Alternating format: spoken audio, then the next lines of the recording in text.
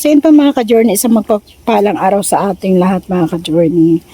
At ito, kakagaling lang po natin sa church at meron po tayong isang mission ngayon mga ka-journey.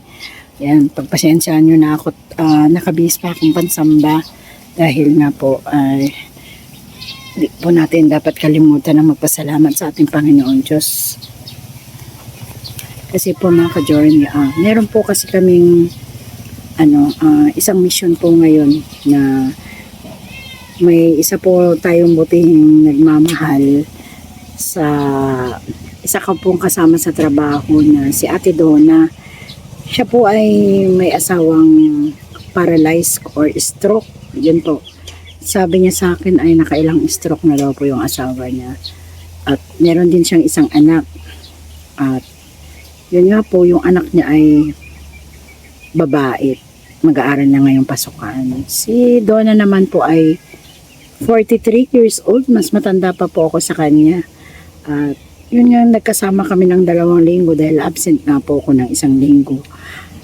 Nakausap ko po siya at naitanong kung anong kalagayan niya. Ay ano daw po siya, nangungupahan. So gusto ko po sanang puntahan yung bahay nila at makamusta si kuya dahil sa kanyang kalagayan.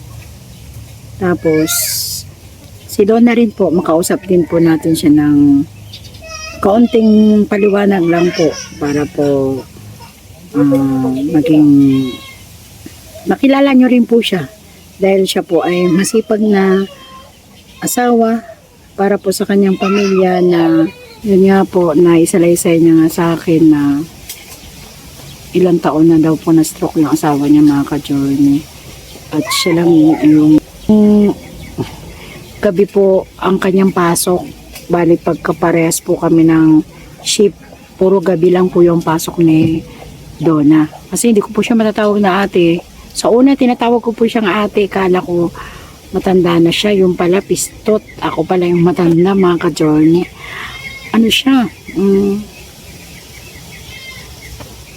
Natutuwa ako sa kanya at kumbaga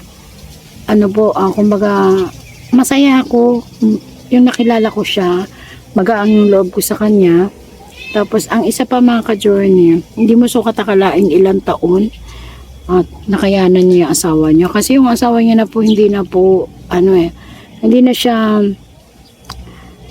nakakatayo, lagi siya nakaupo ganun. Tapos nagda-diaper na rin po daw siya, sabi ni Donna. Pero nakakapagsalita or pa siya. Pero totoo po, hindi ko pa po talaga nakita yung asawa niya. Kumbaga, naikwento lang sa akin ni Donna mga ka-journey.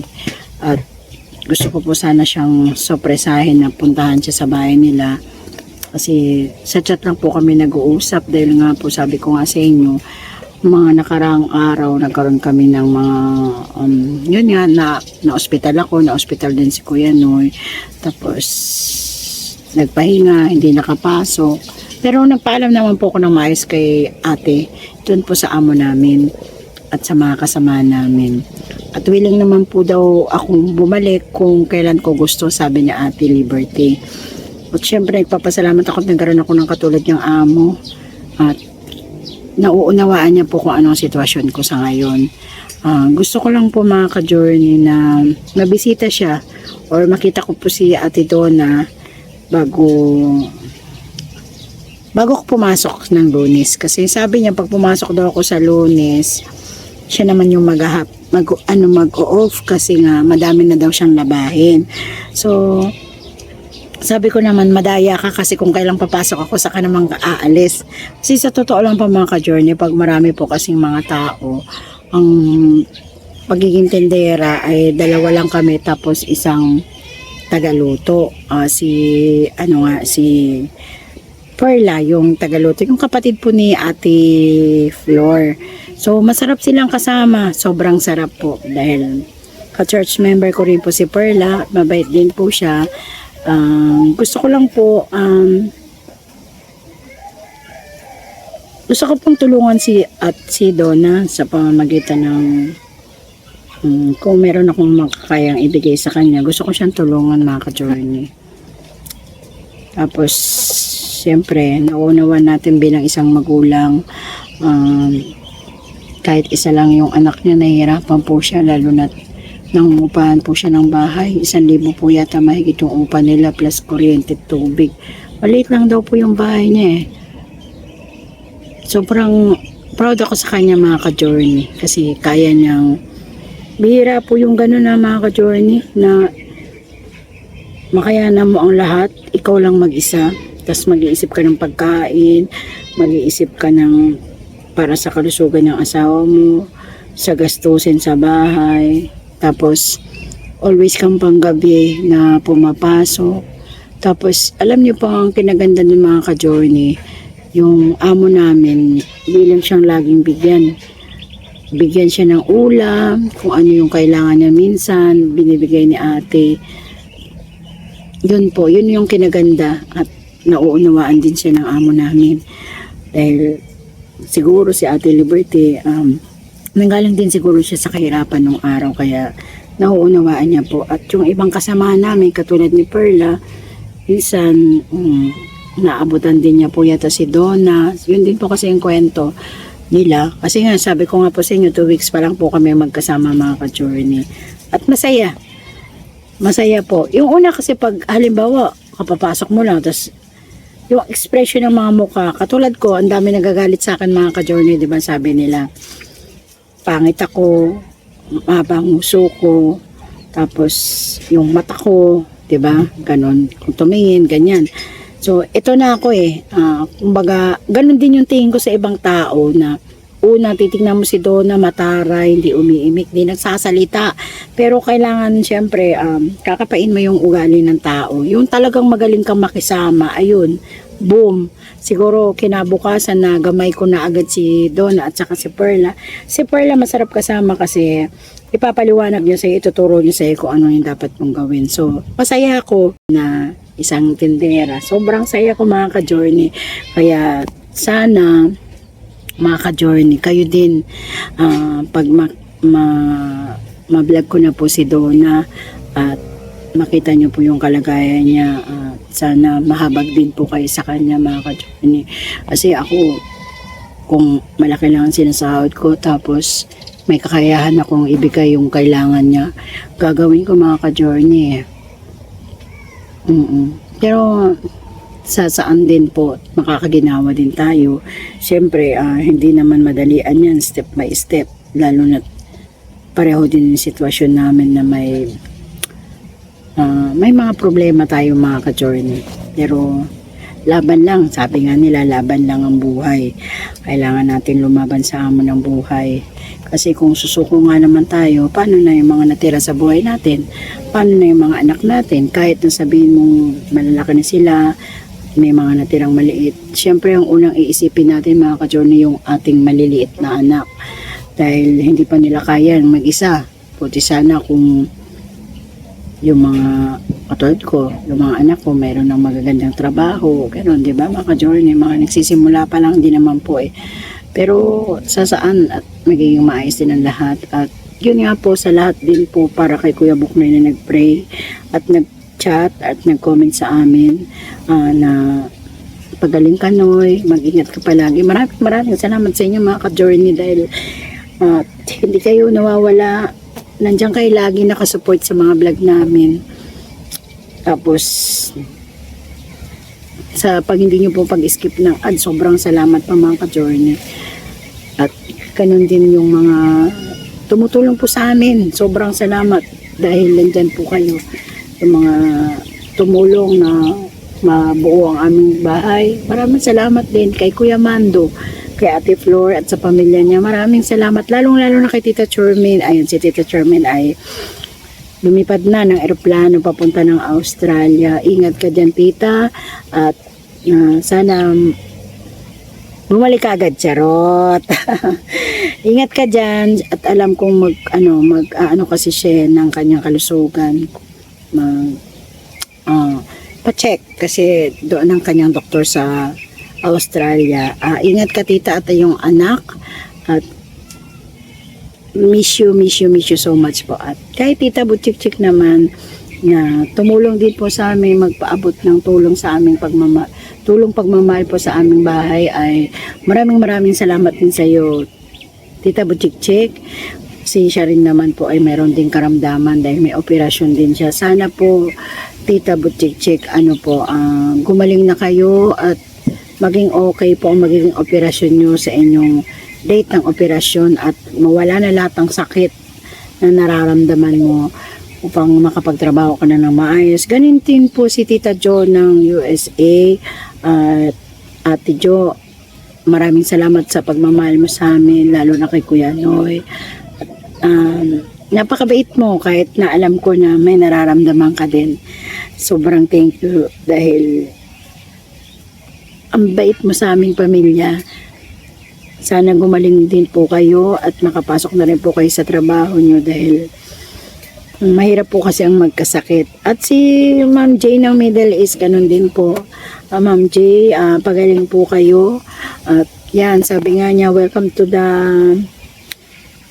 anong tawag nito? Welcome to the club, sabi niya kasi pareho na kami may maintenance. Ayan, Ma'am Jo ng Middle East, ingat din at magpapahinga ka din lagi at ingatan mo ang kalusugan mo. Ganun din si Aday Ayen. Ayan. Lalong-lalo na si Nanay Eminay. Huwag po kayo mag-alala. At yung mga payo nyo sa akin para kay Kuya Noy. Opo, maraming salamat po at tanggap ko po lahat yung mga pagpapayo nyo. At thank you very much din po sa concert nyo sa amin. Mommy's Vlog. Say hi naman sa kanila.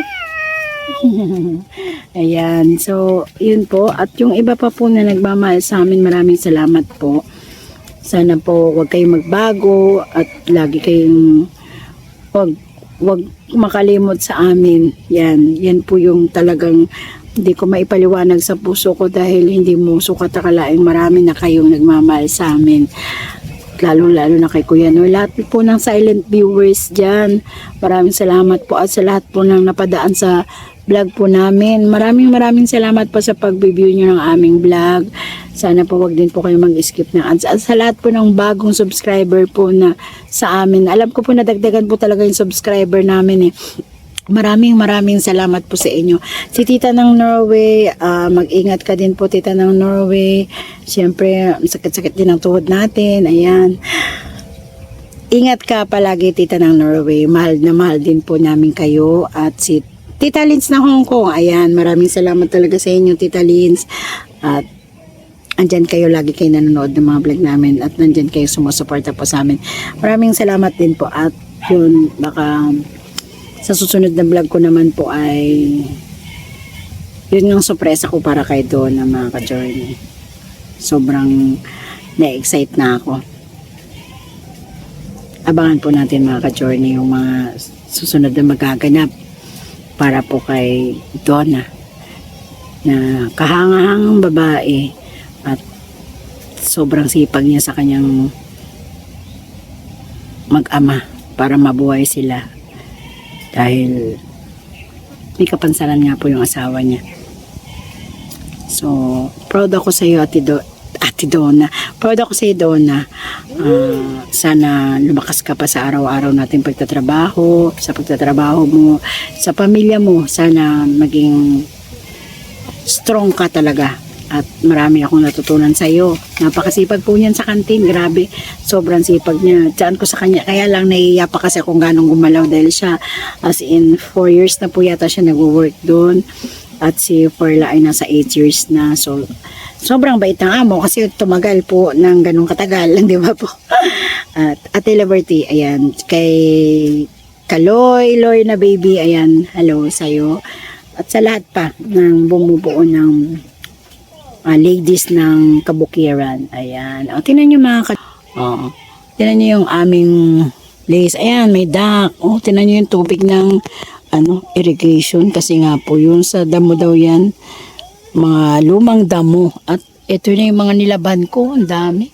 Ayan, apakadami. Wala kasi kumayos sa sampayan. Ayan si Pau mga ka-journey. O. At puntahan natin si Kuya Noy mga ka-journey.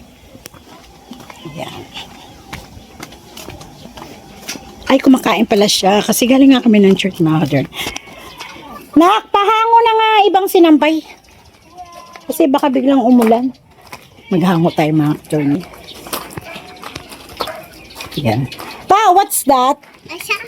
Oh, just a toy. So, okay. Doon sa likod, ayan, hanguin ko na kasi baka po biglang umulan, mga ka-journey. Wala na akong mga hanger. Sabi ni Mami, magtikabat ka na eh. Ayan. Nakatuyo din. Kahapon po namin ito nilaban. Tapos hindi ko po siya nahango. Na sampay. O, diba? Yan na si Kia naghahango. Pau, no!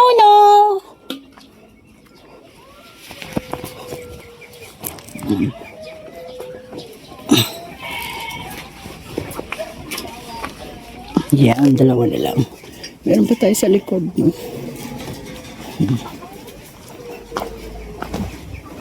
Kasi baka biglang umulan. Ayan na yung aming kutsyon.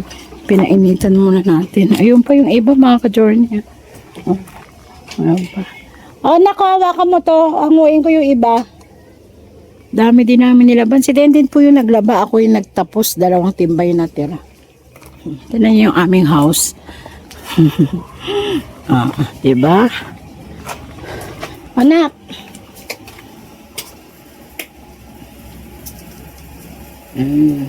Ay, huwag na sa bintana. Doon na yan kasi mauulan. Yan pa oh.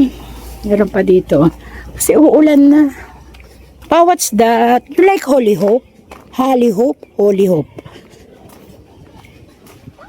Ang dami pong duhat, mga ka-journey, oh. Ayan, oh, sa taas. Mga hinog na. Ayun, oh. Oh, ang daming duhat. Kaya lang hindi ako marunong makit. Takot ako baka mahulog ako. Get muna natin itong sinampay natin because magre-raining na. This is the goat. Oh, goat. Wala ka ng anak. Kinain na lahat ng pusa yung anak mo.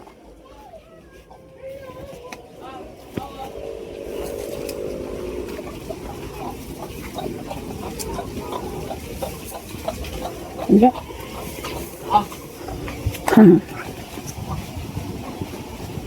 Oh, yan.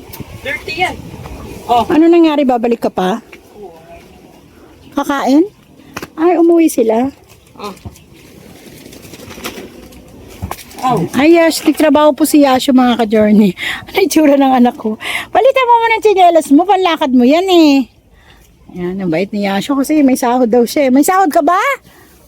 Manggagawa ka na. Kasi malapit ng pasukan, may pambaon na daw siya. Si Kia naman, naabutan siya ni kuya niya RB ng pambaon. Pau, it's no. Dali. No, do not eat that. It's not a food, Oh, yan, dirty yan. Come here na. Yan na. So yun, mga ka-journey, hanggang dito na lang tayo, mga ka-journey. At yun nga, iba-vlog ko po yung para kay Donna sa second vlog po. To be continue. Continuation po. Ayan si Mengay. Nagugulumihanan sa buhay niya. O, diba po, mga ka-journey? Ganun talaga kasi hindi po natin per se ngayon si Kuya Noy sa kaka-vlog. Kaya kami muna mag-anak ang magba-vlog. Bawat isa sa amin, may toka mag-vlog. Baka sa susunod na araw, yung mga anak ko naman po yung mag-vlog sa Maynila. Ayan. At abangan nyo rin po yung pagluwas ni Kuya Noy sa Maynila. At sila pong mag-amang magkasama sa lahat po ng gagawin nilang proseso para sa ospital. Ayan. Hanggang dito na lang po, mga ka-journey. Maraming salamat pong muli. At huwag niyo pong kalimutan mag-like and share po sa aming mga vlog. At maraming salamat po sa mga sumusuporta. Mga ka-journey, hanggang sa muli. See you next vlog po. Bye!